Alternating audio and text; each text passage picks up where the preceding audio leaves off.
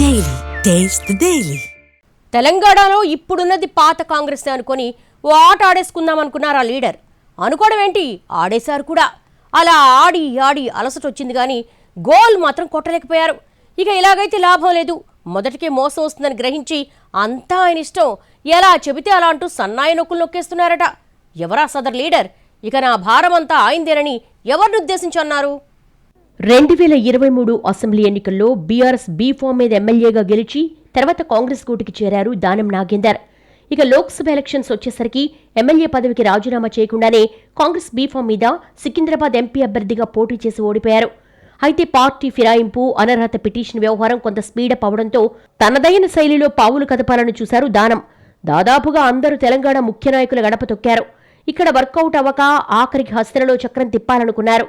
ఆయన ఎంత టాప్ గేర్లో వేసినా అక్కడ చక్రం తిరక్కపోయేసరికి చేసేదేం లేక ఉసూరుమంటూ తిరిగి హైదరాబాద్ ఫ్లైట్ ఎక్కేశారు.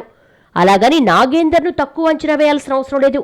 గతంలో కాంగ్రెస్లో కీలకంగా చక్రాలు తిప్పిన నాయకుడే గాని ప్రస్తుతం ఉన్న పరిస్థితుల్లో అవి ఎక్కడికక్కడ జామ్ అయిపోతున్నాయన్నదే పొలిటికల్ పండిట్స్ మాట. పాత కాంగ్రెస్లో లాగా ఏదేదో చేసేద్దామనుకున్నా ఇప్పుడు వర్కౌట్ అవ్వలేదన్నది పార్టీ వర్గాల మాట. ఇప్పుడు అసలు అపాయింట్మెంట్స్ కూడా దొరకలేదట. ఆ విధంగా చెయ్యాల్సిన ప్రయత్నాలన్నీ చేసేసి తత్వం బోధపడ్డాక ఇప్పుడు సైలెంట్గా పార్టీ ఏం చెప్తే అది వాళ్ల నిర్ణయమే ఫైనల్ అంటూ సన్నాయి నొక్కులు నొక్కేస్తున్నారట దానం. అనర్హత వేటు నుంచి తప్పించుకోవడానికి ఎమ్మెల్యే పదవికి రాజీనామా చేస్తారంటూ లీకులిచ్చారాయన.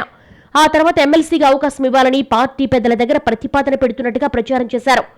ఎన్నికలు ఎప్పుడొచ్చినా పోటీ చేయడానికి రెడీ అంటూ స్టేట్మెంట్స్ ఇచ్చేశారు.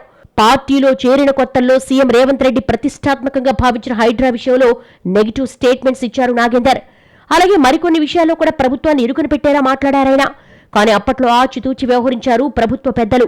ఇప్పటికి అనర్హత పిటిషన్ల వ్యవహారం కీలక దశకు చేరుకుంది.